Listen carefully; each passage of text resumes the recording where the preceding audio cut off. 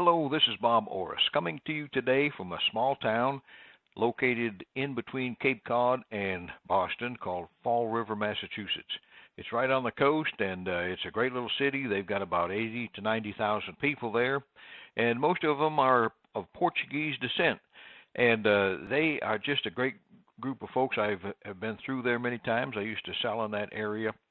And one of the things that is really special about it is this is one of the only places that I know of where you can get this Portuguese sausage called linguiça.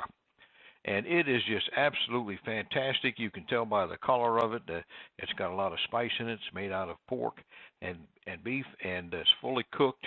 And they just do a fantastic job. But every week when I went shopping, it was on my shopping list, and I could do all kinds of things with that. I would just eat it like it is. I'd put it in a sandwich, make a Portuguese sandwich rather than a hot dog, and it was just a delicious meal. You could chop it up. You just do all kinds of things. One of my favorite things to do with it was if you've never boned out a chicken, and when I say bone out, you don't bone out the leg bones or the wing bones, but you can take all that breastbone, backbone out, and then you can stuff it and tie it back up.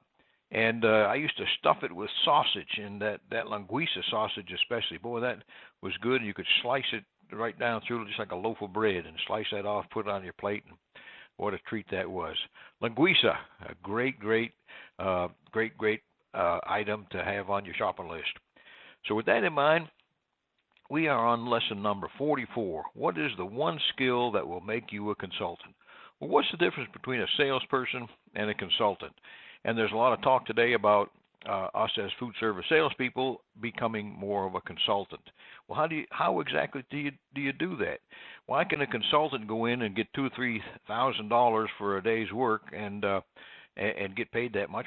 What's the difference? Well, it's really not that difficult. All we have to do is ask ourselves, what is the one thing 80% of all buyers dislike about salespeople?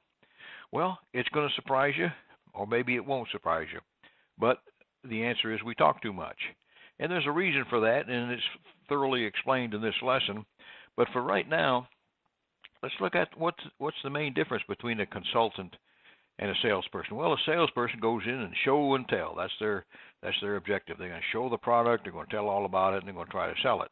A consultant, on the other hand, goes in and asks questions, find out what the customer needs, what the client needs, and then tries to help them find a way to get it. So why can't you be a consultant? Why do you have to go in and show and tell and continually do that when it's going to make so much more sense? It's going to make your job so much more easier if you go in and first you ask questions and you say, what is your business all about? Tell me about it. Tell me about some of the problems you might have. Tell me about some things where I might help you improve. And when you find the answers to those questions and then build your sales presentation on those, selling is going to be awful easy. It's just going to be a fun thing for you to do. And I want you to notice, too, a little different in this video going forward because the brick wall is missing. So hopefully what we've done over the past 44 lessons is we tore that brick wall down. And remember, that brick wall was a brick wall that we created ourselves, brick by brick. And over 44 lessons, we've taken that down brick by brick. And now we're going to start to build up our knowledge base so we really have a lot behind us. And behind us is the books. On my bookshelf, I have 180 books on sales. And later I'll show you what I did with those books to embed all the information into my little brain. So it takes a lot. It takes a lot to do that. I'm going to show you how I did it. So with that in mind, you go out and make a great sale. Have some linguiça. If you're living up in anywhere in New England, you can probably buy it in one of the supermarkets there.